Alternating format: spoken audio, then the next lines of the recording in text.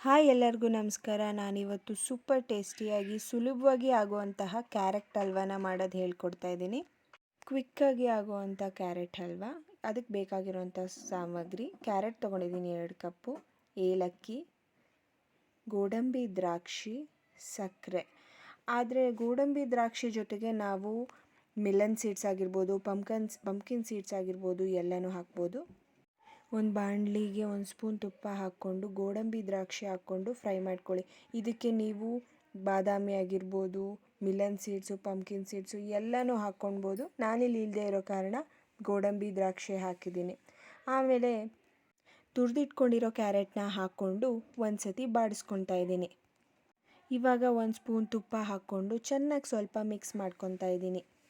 ಅದಕ್ಕೆ ಒಂದು ದೊಡ್ಡ ಗ್ಲಾಸ್ ಹಾಲು ಹಾಕ್ಕೊಳ್ತಾ ಇದ್ದೀನಿ. ಯಾಕೆ ಅಂದರೆ ಆ ಹಾಲು ಕ್ಯಾರೆಟ್ಗೆ ತುಂಬ ಒಳ್ಳೆ ಟೇಸ್ಟ್ ಕೊಡುತ್ತೆ, ಕ್ಯಾರೆಟ್ ಹಲ್ವಾಗೆ.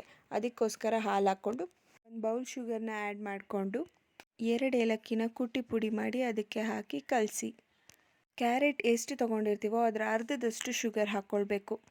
ಹಾಲು ಫುಲ್ ಬ್ಲೆಂಡ್ ಆದಮೇಲೆ 2 ಸ್ಪೂನ್ ತುಪ್ಪ ಹಾಕ್ಕೊಂಡು ಕಲಿಸ್ಕೊಳ್ಳಿ. ಹಾಲು ಹಾಕ್ಕೊಂಡಿರೋದ್ರಿಂದ 3ರಿಂದ 4 ಸ್ಪೂನ್ ತುಪ್ಪನೇ ಸಾಕಾಗತ್ತೆ.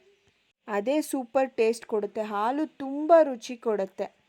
ಫ್ರೈ ಮಾಡ್ಕೊಂಡು ಇಟ್ಕೊಂಡಿರೋ ಗೋಡಂಬಿ ದ್ರಾಕ್ಷಿನ ಹಾಕಿ ಫ್ರೈ ಮಾಡಿ. ಸ್ವೀಟ್ ಎಲ್ಲ ಹದವಾಗಿರುತ್ತೆ. ರೆಸ್ಟೋರೆಂಟ್ ಸ್ಟೈಲಲ್ಲಿ ಸೂಪರ್ ಆಗಿರೋವಂತಹ ಕ್ಯಾರೆಟ್ ಹಲ್ವಾ ರೆಡಿ ಆಗುತ್ತೆ. ಮಕ್ಕಳೆಲ್ಲ ತುಂಬ ಇಷ್ಟಪಟ್ಟು ತಿಂತಾರೆ. ಮಕ್ಕಳು ಮಾತ್ರ ಅಲ್ಲ, ಎಲ್ಲರಿಗೂ ಇಷ್ಟ ಆಗುತ್ತೆ ಅಂತಹ ರೆಸಿಪಿ ಇದು.